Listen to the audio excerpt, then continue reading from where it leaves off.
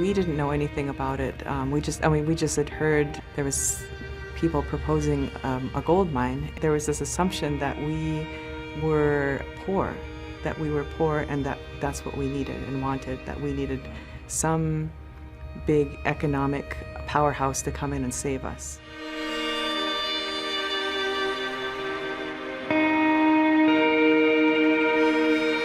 I would be lying if I said I wasn't scared.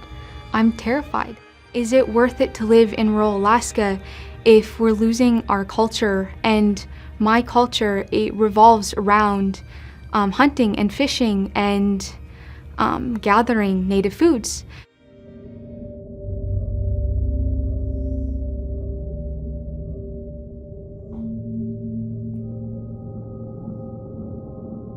Alaska has been a resource colony for the mining industry for decades now. The agencies just dismiss concerns about public and community health because the communities are not taken seriously in their concerns for protecting their families, their children, and future generations. The general public doesn't have a good understanding that the mining industry is still operating under this archaic 150-year-old law, and and if you were to tell people that, I think people are aghast, that they're shocked at the fact that the mining industry still gets to operate, as if we're in a previous century rather than the one that we're in.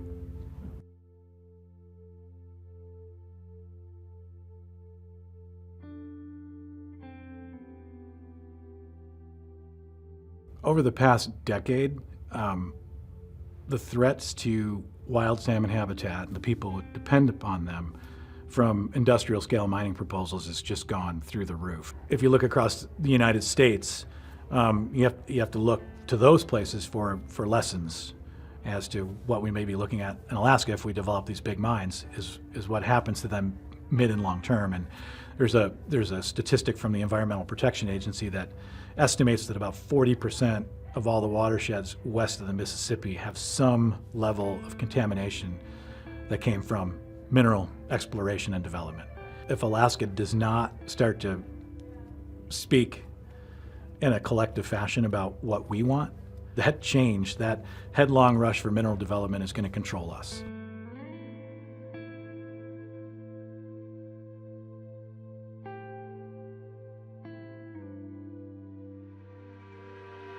Alaska is one of the few places in the whole entire world where we actually can still harvest our food from the land, and we do, and we live with the seasons. I think immediately people were worried about the fishery. The fishery, for one part, is that a lot of people in Bristol may make their living off of the commercial fishery.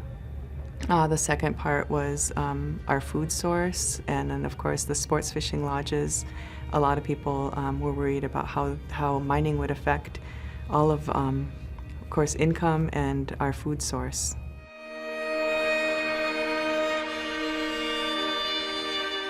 I've spent every summer of my life in Bristol Bay, and I continue to fish to this day, and now my children are involved in the fishery with me.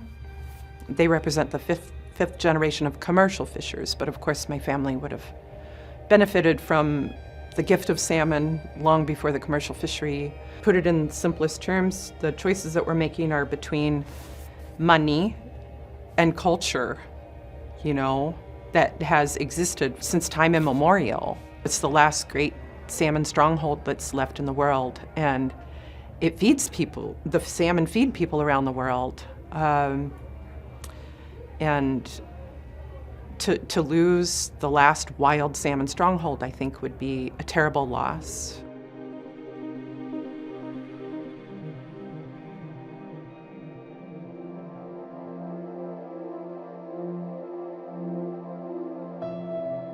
Well, it's the best place on earth, really. It's there's actually a mix of trees and open tundra and mountains and big river. Kobuk River's like a quarter-mile wide there.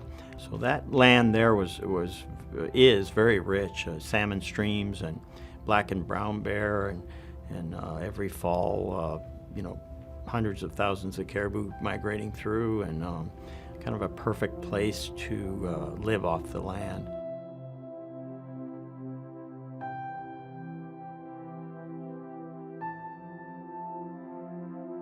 The Ambler Road is a danger to our food, and it's a danger in so many different ways. They're not really admitting that it would become a bunch of spur roads heading all over the Northwest Arctic to mineral deposits. If we say yes as a region to this mine, it's kind of the turning point.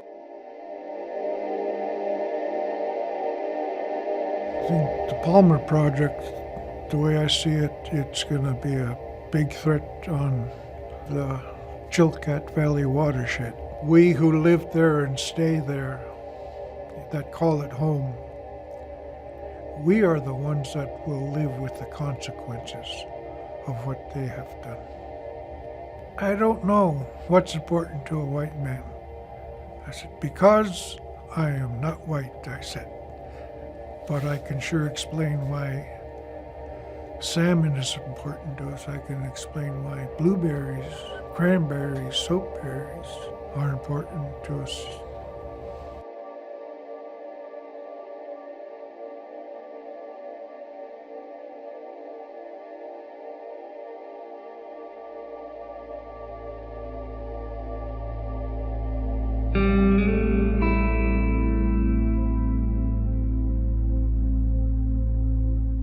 It's a Canadian-owned mine. Donlin Gold is a part of Barrick. It's embedded in people's heads that gold is good. Gold, if you have gold,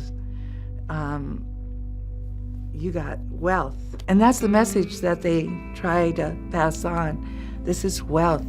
But to us that live there, the wealth is the river, the wealth is the land. That's the richness. They say that there's going to be no impact, that everything they're doing is environmentally safe. Tell me that a 315-mile pipeline from Cook Inlet to Donlin Mine is going to have no environmental impact. In my lifetime, I've watched the Kuskokwim Mountain, the glaciers melt. I've watched the tundra sinking because the permafrost is melting. And I know our life is changing. And that's why it's so much more important today to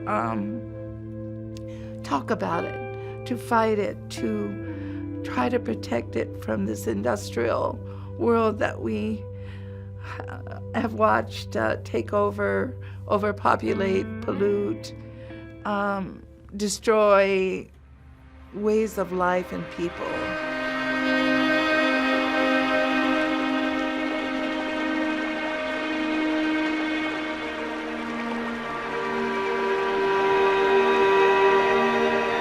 What I'd like to say to the Indigenous people and to those that are helping us, be strong, have courage.